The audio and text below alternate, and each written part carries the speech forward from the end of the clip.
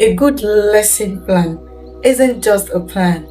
It's your passport to peace, progress, and preschool power. What if I told you that your entire preschool day could run smoother with fewer meltdowns, more learning, and a whole lot more fun? Just by tweaking your daily routines. Think about it. What if every transition was seamless? What if your circle time actually held their attention? And what if planning your week didn't leave you burnt out before Monday?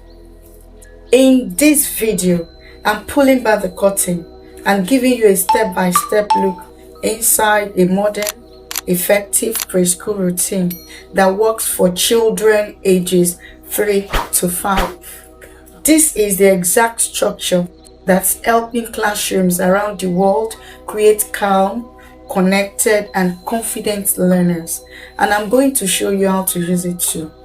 So, whether you're just starting out or looking to upgrade your current flow, stay with me, because once you see how I break this down, you will never look at preschool lesson planning the same way again. I am Oluwaseun Abosede Olalike, your new early years education neighbor. Welcome again to my channel. Before we jump into the full routine, let's talk about what actually makes a preschool schedule work. You see, a great preschool routine is not just about ticking boxes or rushing through activities. It's about creating a calm and predictable flow that helps children feel safe, sane, and successful. Because at this age, children don't just need content, they need connection, they need rhythm, routine, and little moments of joy that they can count on throughout the day. So, what makes a strong routine for preschoolers? Here are the key ingredients. Number 1, visual schedule with icons or pictures. Preschoolers can't always read the clock, but they can recognize symbols and pictures. A visual schedule helps them know what's coming next. It gives them a sense of control and comfort, especially helpful for children who get anxious with change. Number 2, movement and mindfulness time. Children have energy and lots of it. Your routine should include time for dancing, stretching, jumping, and even little quiet breathing or pretend balloon exercises. Movement keeps their brains engaged, and mindfulness teaches them how to calm their bodies when it's needed. Number 3, balanced learning opportunities. A good routine includes learning for the whole child, not just for their brain, but also their feelings and senses. So mix in stories, songs, counting games, messy plays, role play, all the things that sparks curiosity and creativity. Fourthly, flexible transitions. Things won't always go as planned, and that's totally okay. A great routine leaves space to slow down, to pivot, to respond to the mood of the room.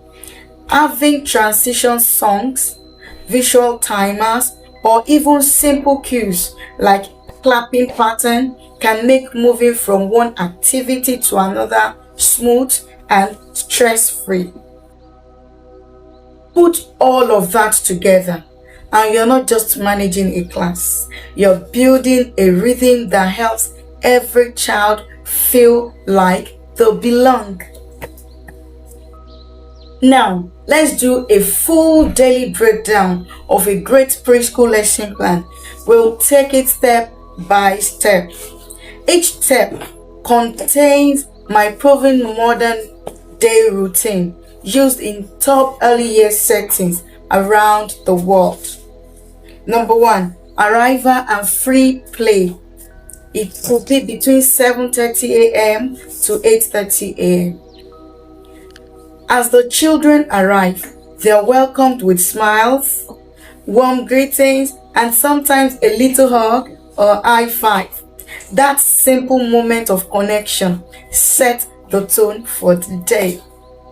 Once they are signed in, they head straight into free choice play, a calm, inviting time where they get to explore whatever sparks their interest. It could be building with blocks, piecing together puzzle, pretending in the play kitchen, or flipping through picture books. The goal here isn't structured learning. It's giving them space to settle in at their own pace, reconnect with friends, and ease into the day in a way that feels safe and fun. Here is a bonus tip. Try rotating your playstations every few days to keep things fresh, and always include a cozy corner for children who just want a quiet start. Secondly, morning circle.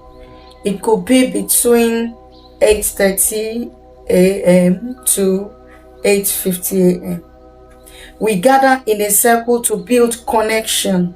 This includes greeting song, weather reports, days of the week, quick mindfulness exercise like balloon breathing. Here is a useful resource hint. Use digital boards or interactive apps to make circle time more visual and inclusive. Thirdly, focused learning block.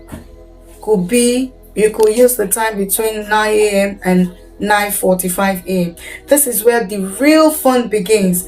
We dive into our theme of the week, whether it's colors, animals, community helpers, or emotions. This block is designed to spark curiosity and help children connect what they're learning to the world around them. Just as it is required, you can always start with a story time, because nothing grabs their attention like a good picture book. From there, we move into a bit of guided instruction where we introduce key ideas through songs, visuals, and simple conversation. Then introduce the magic, hands-on discovery. This might be through arts, games, sorting activities, or role play. It's all about letting the children experience the concept, not just hear about it. A modern and proven way to make this block even more meaningful is through project-based learning, PBL. Instead of doing random activity, we center everything around a project that builds across the week. Let's say the theme is farms. On Monday, we can read a book about farm animals. Then on Tuesday, we sort animal pictures into groups. That is big versus small. Then we can do pets versus farm animals. On Wednesday, we might watch a short farm video and talk about the sounds animals make. Thursday, we build a mini farm from recycled materials like paper, cartons, sticks, and what have you. By Friday, we are putting it all together with a storytelling session or a mini farm tour the children give their classmates. Project-based learning doesn't just make learning more fun. It helps children remember what they learned because they were part of creating it. So, whether your weekly theme is Under the Sea or All About Me, the idea is the same. Connect, create, and let the learning come alive. After this, you do snacks plus chat time. It could be between, you could just do that between 15 minutes or 20 minutes. Snack time is more than just filling up the tummies. It's a golden opportunity for learning through conversation. As children sit together to eat, we gently guide them to practice language skills, turn taking, and basic table manners. It's a natural setting for building social skills. They learn how to wait for a friend to finish talking, how to say please and thank you, and how to share simple thoughts in a group. And instead of everyone eating in silence, we spark fun, meaningful chats using what I call snack prompts. Simple questions like, what's your favorite thing in your lunch today? What shape is your fruit? Does your snack crunch or squish? Can you describe the taste without saying yummy? It gets them thinking, speaking, and connecting, all the while chewing. Here is another tip. We also use this time to reinforce hygiene habits like wiping the mouth, cleaning the hands, and tidying up after eating. It all adds up to independence. So yes, snack time is about food, but it's also packed with life lessons. And when done right, it becomes one of the most peaceful and productive parts of the day. Then we could move on. You could move on to outdoor play, gross motor activities. This part of the day is all about movement, and it's just as important as reading or counting. Why? Because physical play is learning. Every time a child climbs, runs, jumps, or balances, or even fall and gets back up, they build more than just muscles. They are developing confidence, coordination, and resilience. Whether we are outside on the playground, using tricycles, running simple obstacle courses, or just playing a good old game of catch the ball, it all helps to strengthen gross motor skills, improve balance, and burn off that preschooler energy in the best way possible. And here is the secret. Movement helps the brain. Children who move more focus better. After outdoor play, you often notice how much calmer and more ready they are to learn. You don't have fancy equipment. No worries. Just try these simple activities. Hopscotch with chalk or marker. Balancing on a line of tape or rope. Nature walks or treasure hunts. Animal movement. Like hop like a frog, fly like a bird, etc. So when children are climbing, chasing bubbles, or swinging with their friends, they are not just playing. They are growing, they are learning, and developing in ways we don't always see immediately, but that truly matter. Then we could also move on to small group activities. You can designate the time according to the children in your care. Here, we rotate centers. We take them through activities like literacy, numeracy, sensory being, dramatic play. This is where differentiation shines. Let me give you a modern touch. Like QR code centers with mini video instructions or story starters to spice up things. Then by this time, we'll have gotten to the lunch time. Lunchtime, rest time. After lunch, it's nap or quiet time. You can dim the lights, play instrumental lullabies, and allow children to recharge. For non-nappers, offer quiet bins with books and fidget toys.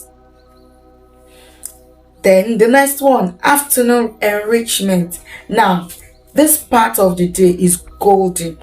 It's when creativity really comes alive. We use this time for arts, music movement, or even early tech exploration if we have the tools. Some days we bring out the paint, glue, googly eyes, feathers, anything we can lay our hands on, and we dive into the process of arts. That means no pressure for perfect results. Just letting the children explore, mix, and create freely. Other days, it's reading sticks, sing along, or dancing with scarves. Even a mini drama session where children pretend to be animals or characters from a story. If we do not have access to tablets or computers, we can introduce very simple tech skills like tapping, dragging, or storytelling apps. One great option is Scratch Junior. It lets kids create basic animations and stories by putting blocks together. But don't worry, if you don't have Scratch Junior, here are great alternatives if you don't have access to Scratch Juniors. Story building with picture crafts. Children can create and tell stories using printed picture cards or story cubes. Craft coding. Use arrows or shapes on paper to code a path for a character or toy. It's unplugged but still teaches sequencing and logic. Puppet theater. Let them create characters and act out a story. They are learning storytelling and creativity. No tech needed. Then game time. Simple board games or puzzles also build cognitive skills, patience, and teamwork. No matter what activity you choose, the focus here is giving children time to express themselves, experiment, and enjoy learning in a hands-on, low-pressure way. So we come to reflection circle and dismissal. We close the day with a reflection. What made you smile today? What did you learn? This builds self-awareness and language skills. Modern burnouts that record their answers on a tablet and send short daily clips to parents. Now let's talk about how to plan this easily each week. Planning this can feel like a lot until you systemize it. Let me share what my weekly templates that I reuse with little tricks with you. Pick a weekly theme based on curiosity or developmental goal. Then set your daily focus. That is maybe literacy Monday, maths Tuesday, on and on like that. Then use a 5-part lesson plan format. Circle time, story and concept introduction, hands-on activity, movement or play, then wrap up or reflection time. Prepare your materials in advance. Label your center bins with Monday to Friday tasks. Then add one enrichment per week. Maybe you can get a guest reader, you can do a sensory walk, or it might be a puppet show for you. You can use a Google Sheet or Canva planner template to keep it visual and editable. If you would like me to do a comprehensive video explaining why this plan helps so much and relieves you of the stress of thinking of what to do each day you woke up and how this plan can become a part of you, let me know in the comment section. So there you have it all. A full daily breakdown that balances structures with flexibility, play with purpose, and fun with focus. Do you want a free printable of this daily routine and weekly planner? Check the link in the description. I've provided an editable one that you can tweak and make it work for you in whatever setting you teach. If you found this helpful, don't forget to hit the like, drop a love emoji in the comments if you're a preschool teacher, and subscribe for more real talk research-backed classroom strategies. Remember, when you plan with purpose, preschoolers thrive with confidence. I'll see you in the next one.